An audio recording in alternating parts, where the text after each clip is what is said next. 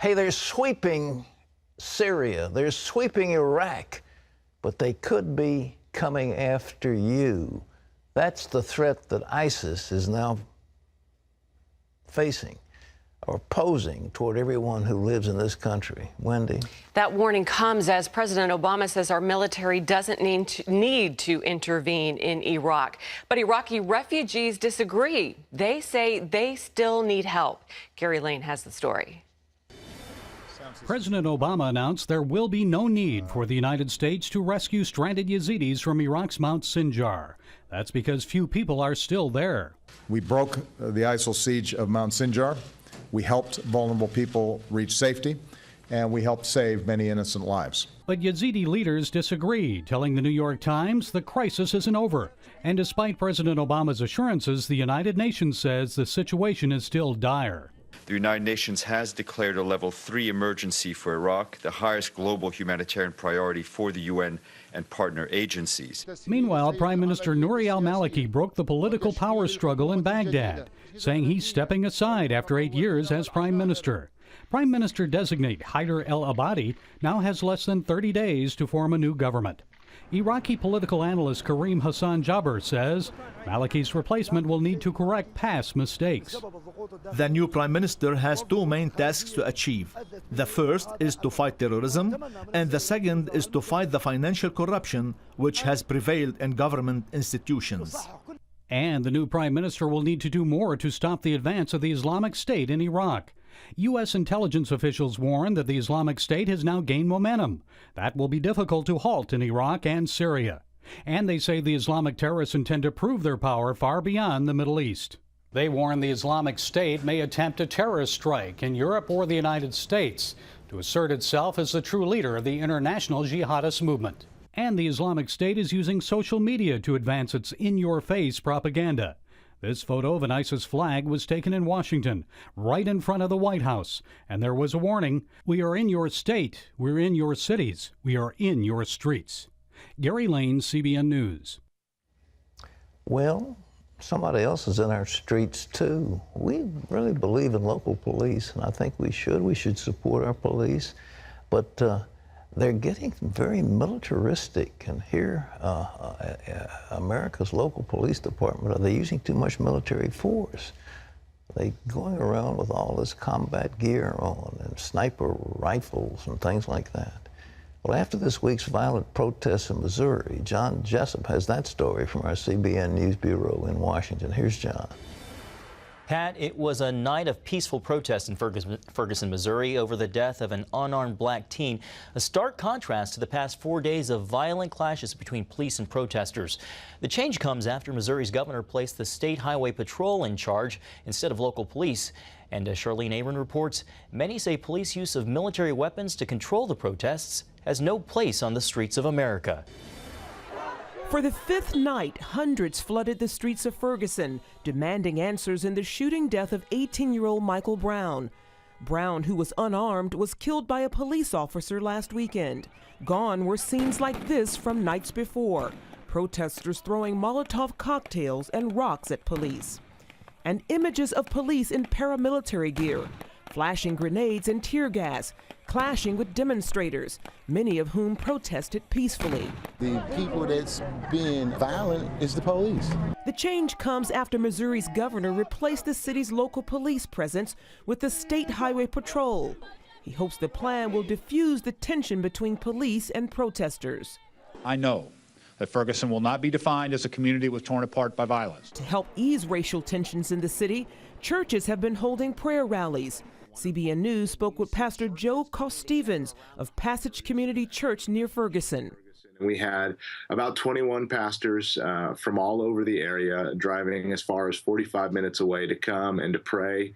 And the whole service was centered around reading scripture, praying in groups, and we actually had 4 African-American pastors lead out and 3 Anglo or white pastors lead out. So it was neat to see the diversity. Thursday, some protesters even stopped to hug and chat with Captain Ron Johnson of the Highway Patrol, a black native of St. Louis who is now overseeing security. So as the old saying, I've got a dog in this fight, I've got a big dog in this fight. Across the country, many are criticizing Ferguson's military-like approach to policing protesters as outrageous, with some blaming the U.S. government. Through a program called 1033, the Pentagon offers hundreds of millions of dollars of surplus military equipment to police forces throughout the U.S. St. Louis County, which encompasses Ferguson, is part of the program. According to USA Today, St. Louis County law enforcement agencies received 12 5.56 millimeter rifles and 6 .45 caliber pistols from the Department of Defense between August 2010 and February 2013. Lawmakers are calling for an end to the program. Democratic Congressman Hank Johnson plans to introduce legislation to curb it, saying our main streets should be a place for business, families, and relaxation, not tanks and M16s. Libertarian Senator Rand Paul also weighed in, saying the militarization of our law enforcement is due to an unprecedented expansion of government power in this realm. Charlene Aaron, CBN News. New House Majority Leader Kevin McCarthy tells CBN News that any potential attempt to impeach President Obama should be taken off the table. McCarthy spoke with David Brody in his home district of Bakersfield, California. A few conservatives have mentioned impeachment, accusing the president of overstepping his authority. But McCarthy prefers House Speaker John Boehner's route of suing the president for going beyond the constitutional limits of his powers. The impeachment word has been bandied about. Do you think that is frivolous, and should it just be taken off the table right now, right here? Oh, yes. When people ask me that, my answer is always, have you met Joe Biden? No, but seriously. Stand-up comedy. Yeah. I like this. The only ones talking about that are Democrats. Yeah. And they're doing it because they want to make it political. If you really look at what we're talking about, we're talking about bringing back the 3 co-equal branches. It's not a lawsuit about an individual. It's about an administration. You can find David Brody's latest political news, analysis, and insights by going to the Brody File on cbnnews.com.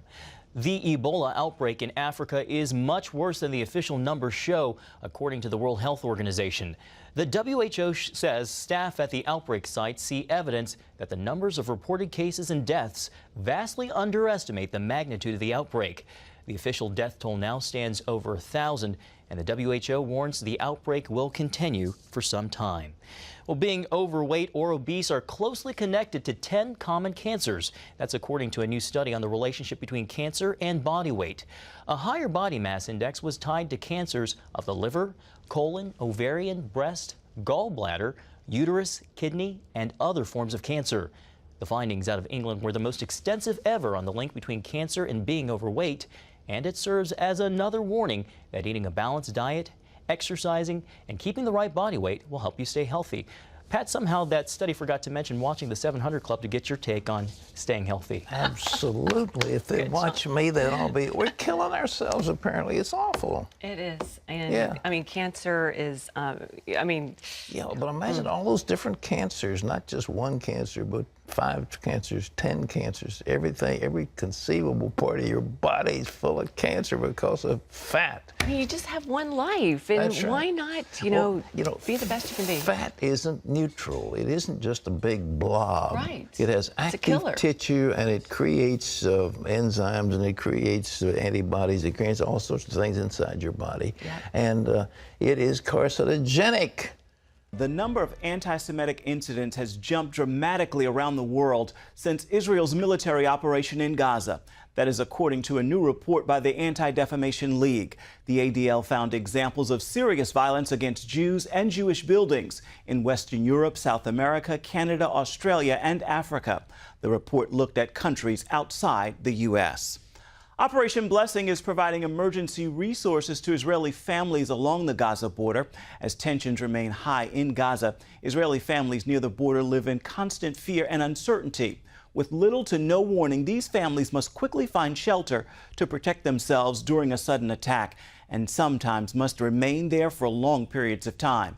Operation Blessing is providing emergency resources, including much-needed supplies and even bomb shelters for vulnerable areas along the Gaza border.